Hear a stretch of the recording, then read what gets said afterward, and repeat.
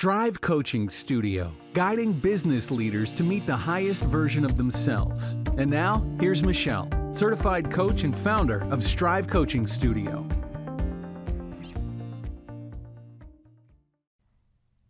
Hello, everybody. How are you? I am so excited to talk about this topic today. I'm going to talk about passion. And I'm also going to talk about how you can get to know yourself even better so that you can recognize getting to know others and understanding others better, either your team, your employees, your peers, your boss. So this is going to be a fun topic, and I know you're going to get a lot out of it. So I often hear people say that they're trying to find their passion in a career. And while I know that it has been the messaging that we've been hearing for so long now, I definitely want to address that topic today. And the most important point that I want to make is that passion is created within you by what you believe and what you think. It is not random messaging from the universe happening outside of us or something that we're just waiting to be struck by. It is intense emotion. And the great news is that if you wish, you can create it within yourself. So answer this question for yourself. When you think about the things that are the most important to you, the things you love and care about the most, what are they? Because anything can become your passion. Your career doesn't need to be your passion. You can have a career that serves you in many ways and pursue passions, interests, and reward yourself in all the other ways outside of your career. Passion can be created and ignited in many ways, all by you. In fact, I might even suggest and go as far as to say that it's worth considering whether you want to find a career that is your passion, or looking for passion within your career or a career. And here's why. As I mentioned, you can create it yourself, which means that it's not the job of your career, or anything else for that matter, to create passion in you. If passion is an emotion that you want to feel, you can create it within yourself. The only person who can create passion within you is you. So let me explain some things to consider here. Maybe it's been an incredible year for you. You've exceeded your goals in either units or revenue or both. You are on top of the world with what you've achieved. Or for you, maybe you've been hit the hardest you've ever seen in all of your years in business. It's been a struggle to even keep the doors open. You've had layoffs. You can't find staff. You can't get product. You can't get trades, etc., etc. Then there's the feedback you're getting. Customers, your peers, your boss, your staff. Maybe it's amazing right now and everything's running so smoothly. You're told you're doing an incredible job and everyone is singing your praises. Or maybe the customers are screaming and yelling because they're not getting product. They can't get someone to call them back quickly enough. You may be getting a hard time from your employees right now. Or maybe your boss is disappointed in how you're managing your stress in your team right now, and you're not communicating or meeting performance expectations. No matter what's happening to you in your business, passion can be within you regardless of the circumstances, whether things are positive or negative. The test of passion is the commitment to something no matter what happens, because you are creating that feeling in your desire for what you're doing, no matter how many times you fail to get there. That's passion. And that goes for anything you choose. This can be hobbies, charity, sports, pets, anything. So now that you know this, what are the decisions that you want to make for yourself? How can you look at your life differently?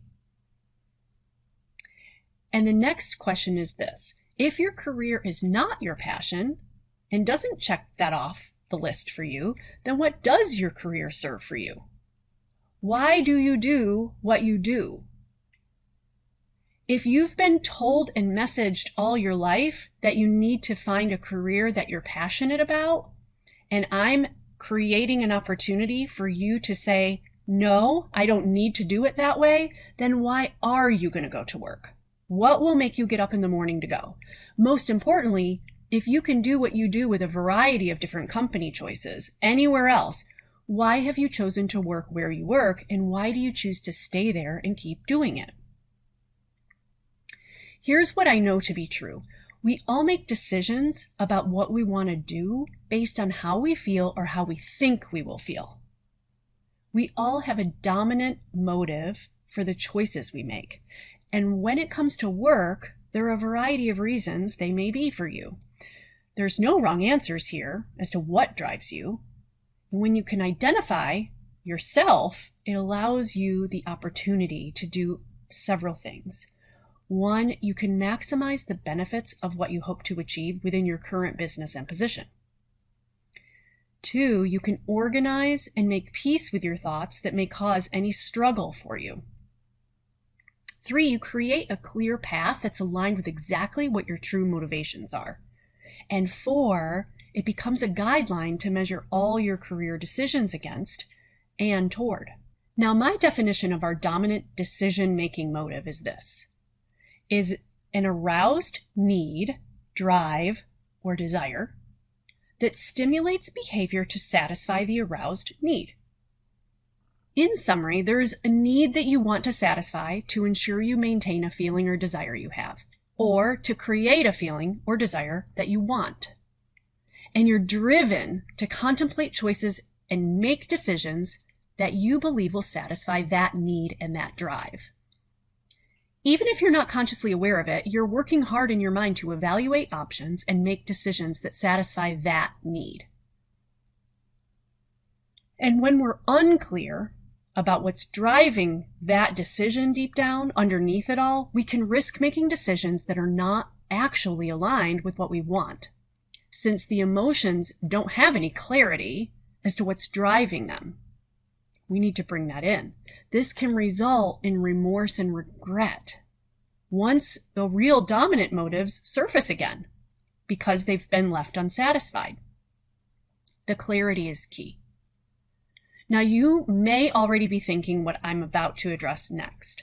Most people's answer for their dominant motive is money.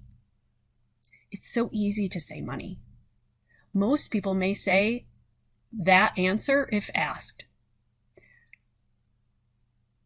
But guess what?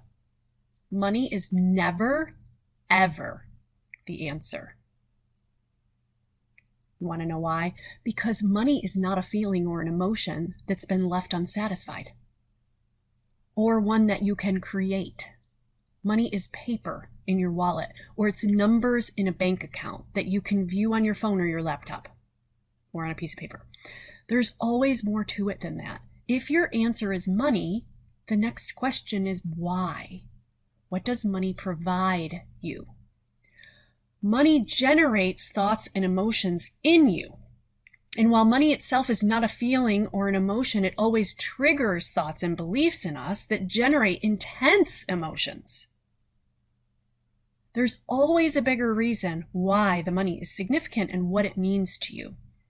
And you absolutely must know what it is. This is the clue that you have the perfect opportunity to find out more and get to the bottom of what it really is underneath. Now, we go into depths of this so much further on a regular basis in the Strive membership program, but I'm going to give you a few highlights today that I think will be really helpful for you to get started. And then I really would encourage you to visit us and check us out further to see how to use this information to take yourself to the next level. The first one is being valued, or in the most kind way, I will say, your ego. Some people want to know that they are a critical and integral part of the operations, the strategy, the future, the decision-making of the company. Feeling valued and being seen as needed are necessary and required for success for this person, regardless of how much money, how much flex time, whether or not you have a gym and a cafeteria on site. None of those things matter as much as the dominant need to be satisfied, being valued and being seen as a critical and necessary part of the future shaping of the company. Anyone in this category would not be easily lured away by a competitor for money if they will not be contributing at that level in ways they care most about. In most cases, taking a back seat is not a trade they're willing to make for a slightly better comp plan. Now, the next category is an achiever. Developing themselves and career advancement opportunities is the most important aspect for this person.